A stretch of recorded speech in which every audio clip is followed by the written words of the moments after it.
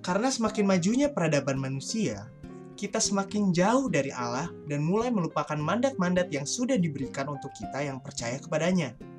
Karena hal ini, banyak permasalahan baru yang ada di kehidupan manusia, yaitu lesbian, gay, biseksual, transgender, queer, atau sering kita sebut dengan LGBTQ, yang akan kita bahas di dalam video kali ini.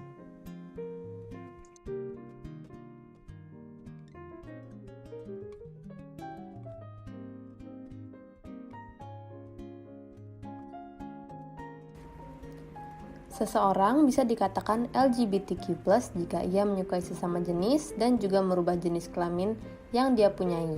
Di zaman sekarang, semakin banyak orang yang mendukung fenomena LGBTQ+ ini, yang tentunya mengakibatkan semakin luasnya ajaran sesat tentang LGBTQ+. Banyak pendukung LGBTQ+ mengatakan kalau hal ini tidak menyalahkan dan melanggar perintah Allah dengan berbagai alasan. Nah, benar gak sih? Yuk kita simak penjelasan berikut. Bagaimana ya pandangan Allah yang sudah tertulis di Alkitab tentang hal ini? Sebenarnya di dalam Alkitab memang tidak ada tertulis kata LGBTQ+, tetapi konsep-konsep tentang LGBTQ+ ada diceritakan di Alkitab. Yuk kita simak ayat berikut. Di dalam ayat Matius 19 ayat 4a, jawab Yesus, "Tidakkah kamu baca bahwa Ia yang menciptakan manusia sejak semula menjadikan mereka laki-laki dan perempuan?" Nah, pada ayat ini Tuhan sudah menegaskan bahwa Tuhan hanya menciptakan laki-laki dan perempuan. Laki-laki lebih menggunakan logika untuk berpikir, lebih kuat, dan rata-rata lebih dominan. Sedangkan perempuan dengan pribadi yang berbanding terbalik dengan laki-laki, yaitu lebih lemah lembut, lebih mengutamakan perasaan, dan diciptakan sebagai penolong. Yang dimana hal ini sebenarnya tidak bisa jika ada seorang laki-laki memiliki tindakan atau hati yang menyerupai perempuan atau seperti merasa bahwa dirinya itu sebenarnya adalah perempuan yang berada di tubuh laki-laki maupun sebaliknya. Selanjutnya adalah ayat yang pasti sudah sering kalian dengar, yaitu mandat Allah di mana kita manusia harus memenuhi bumi atau beranak cucu. Perintah ini tertulis di Kejadian 1 ayat 28. Nah, coba deh kita berpikir sejenak. Bagaimana ya jika di masa depan nanti lebih banyak pernikahan pasangan sesama jenis?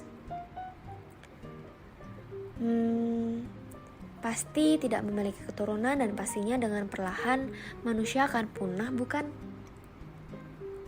Belum lagi penyakit yang mudah ditulari dengan berhubungan seksual sesama jenis yang sampai ini juga belum ditemukan obatnya, yaitu HIV atau AIDS. Selain itu, ada ayat yang dimana dikatakan bahwa tindakan menyimpang ini ada hukumannya loh, yaitu pada Imamat 20 ayat 13. Dikatakan, bila seorang laki-laki tidur dengan laki-laki secara orang bersetubuh dengan perempuan, jadi keduanya melakukan suatu kekejian. Pastilah mereka dihukum mati dan darah mereka tertimpa kepada mereka sendiri.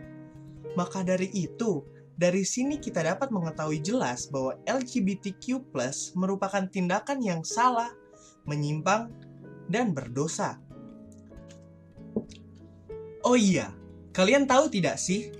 Sebenarnya sejak zaman dahulu kala, sudah ada penyimpangan seksual, dan kisah ini tertulis di dalam Alkitab.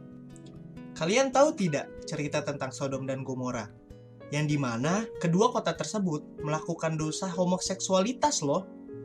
Lalu Tuhan memusnahkan kota tersebut dengan menghujaninya dengan belerang dan api.